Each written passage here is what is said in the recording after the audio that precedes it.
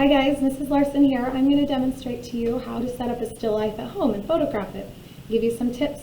I am looking at you, the camera. I am also going to be looking at my computer screen to see the still life that I'm setting up. So if I'm looking above you, that's what I'm looking at, okay? Okay, step number one, you want to find your location and your light source. Your location typically should be like a flat surface, like a table, okay? Your light source can be a simple house lamp, or if you're doing it in the daytime, it can be a window, okay? If you're doing a window, you'll want to be set up right next to it though. So that's why I want you to kind of plan out. Also, if you're going to use a lamp, you need to be next to an outlet or have an extension cord. So that's why I want you to plan out your light source and your location at the same time, okay? Next, you want to find some backgrounds, okay? Sheets, bed sheets make great backgrounds because it's a huge piece of fabric. Curtains, clothes, tablecloths, okay? You can also create a background with just a simple piece of poster board, okay? The next thing you'll need, my favorite way to set up a background, you can use a family member to help you. They can hold up your background for you. But I think the easiest thing is to put a table on the chair. If you're going to do fabric and a large still life, you want to put 2 tables on the chair.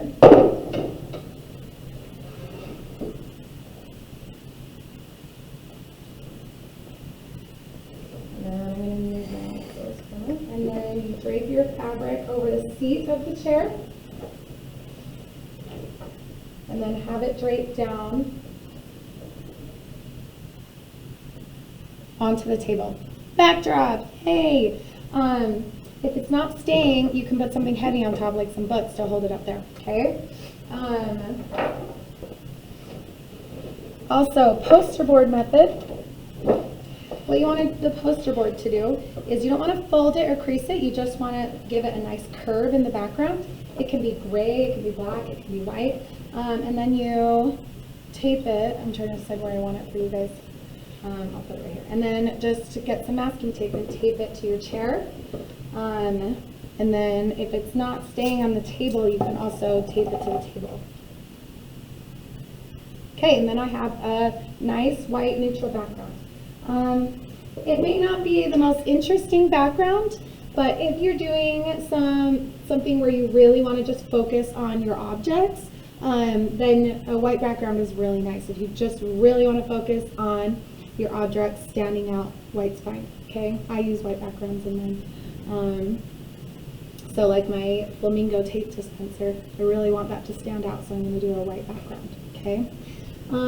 For purposes of this video, I'm going to switch back to the fabric because I want to do a bigger still life so you guys can see it. Okay, the next thing I do is I set up my objects. Now, after the slideshow on still life, hopefully you have some goals in mind of what you want to do your still life, what you want it to look like. Do you want to create disgust? Do you want to create beauty? Do you want to tell a story? Do you want to convey a message about society? Do you want to just have a theme, objects that have something in common? Okay, so hopefully you have a little bit of a goal in mind when you select your objects. For this video, I kind of just chose a bunch of colorful things that I had in this classroom, and I wanted to create an interesting arrangement of colors. Now, when you set up a traditional still life, you want to look for a variety of shapes, sizes, colors, and heights, okay? I mean, unless you're doing a monochromatic color scheme, you want all the same color, but, so I've gathered a bunch of objects over here, and some things that make good still life objects are boxes. They immediately give you different heights for your objects as soon as you start stacking them. You want to look for, the reason fruit is used so often is because it's like pretty commonplace. Probably have some fruit in your house. It's usually different colors and shapes, like purple grapes and green apples and yellow bananas. You get totally different shapes and colors right there just in your kitchen, okay? I like toys. Toys are always colorful and interesting shapes. And then you can explore and look for some things to throw in that add some beauty or interest, like this peacock feather or this origami butterfly, okay?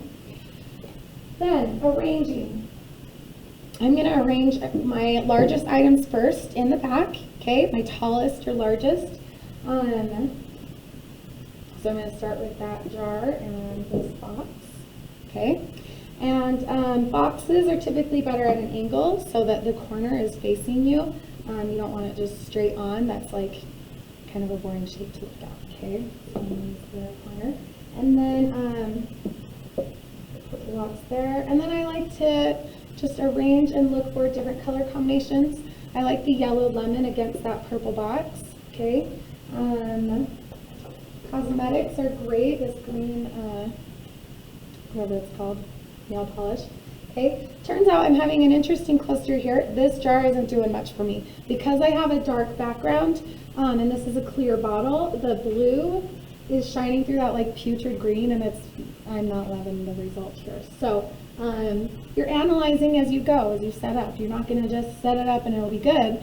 There's some, composing. It's like creating an outfit, what accessories, what shoes, what hat, what jacket goes with that outfit. Okay. I'm getting something that I kind of like going on. I'm realizing all these bottles that I took are not great against this dark background because they're clear, and so it's just making my bottles look really dark. Yeah, see that green bottle? It really isn't standing out. If it were against the white background, it would be standing out a lot more. Okay, I don't want to spend too much time on this. But once you get an interesting arrangement of objects, that red Lego is just blending in with that purple pink box. Wow, I cannot talk, you guys. And, you don't have to go super complex. You can play it simple. I kind of just like, I think I do like that bottle there.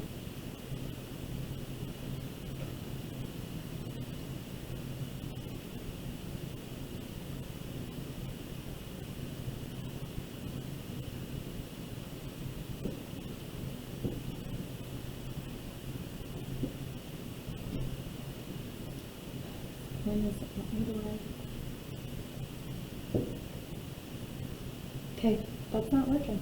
It's really not working. We really should plan before we start these stuff. It work on the butterfly. I think it was good too.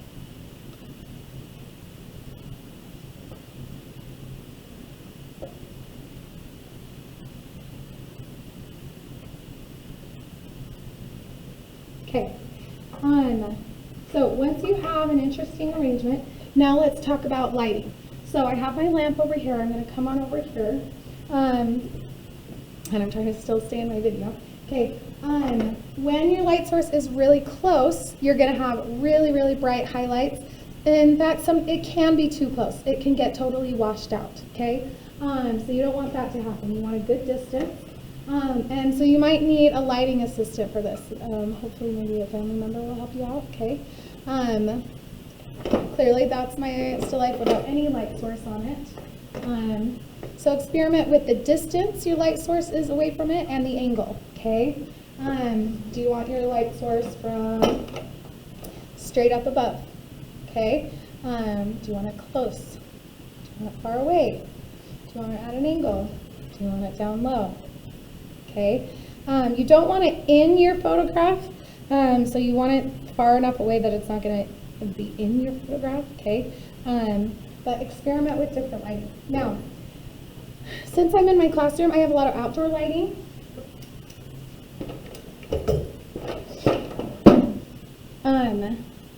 I'm just going to let the outdoor light be my light source. So let me show you what I'm looking for when I'm lighting. I'm looking for definition and value differences. So this is where you need to squint your eyes. Remember Napoleon Dynamite? Okay. Squinting helps you see values. And I want to see another side of this box right here. I wasn't seeing a lot of it there. Okay. And I want there we go. Oh, I'm finally happy with that arrangement. Okay, What I'm looking for are distinct value differences. So on this purple box, I can see a distinct light side and I can see a distinct dark side. Okay, on my lemon, turns out it was on the orange, you could see it more. Okay, so say I have an orange in here. On the orange, see this nice highlight right here, and then I've got some shadows around it. My lemon has some shadows on the base of it, okay? And even my pink box, if you squint, this side, you're getting kind of a bright point on the tip of the box right there. That's the highlight on the box, okay? And then you're looking for some cast shadows as well. You can see over here my fabric is darker in this area. You can't even see my pen, okay? So I've got my cast shadows as well. So that's what you're looking for when you're lighting. You're looking for those distinct value differences, okay? Now photographing, finally. So hopefully your camera's charged, because it really sucks when you get this far and then your camera's dead. So maybe start charging first while you do all this, and then go back to it. Okay. Now I want you to think about the angle, okay? The angle is the position that you're shooting from. This can be as simple as turning your camera. Amateur photographers do not think to turn the camera, okay? So even your cell phone, if you're using your cell phone, turn it, try different angles for turning your camera, okay? Then you want to get your height difference, okay? So I want to try out eye level. Eye level means I am like almost eye level with the tabletop, okay? And I'm going to turn on my camera and start photographing. Now, when you get to this point, you might realize that there are things about your still life that you don't like, or the background, and that's okay. Sometimes you just don't see it until you see it through the lens of your camera, okay? So if that's the case, don't be afraid to switch things up and then start photographing again, okay? And then my angle, my position. So now I'm going to try it from this direction, okay? All right, we talked about, you see my example of bird's eye view, that you can try bird's eye view. Turns out this still life really isn't very interesting for bird's eye view. Okay, and then you can do something in between. Something in between bird's eye view and eye level would be like, I'll post these pictures on the slideshow. Okay, and then let's talk about zooming and cropping. So you can keep your still life totally contained within the frame. That means I take a picture of it and every object is contained within the picture frame, okay? Or you can zoom and crop where you zoom in on just a small area. Get better from this angle. And you cut some of the objects out of the frame.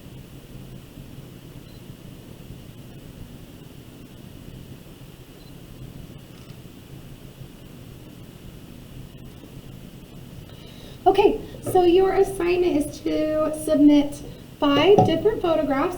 Now, you can create 5 different photographs with the same still life. I just did that by changing my lighting, by changing my angle, by changing my position, by changing my perspective. I can create 5 different photographs.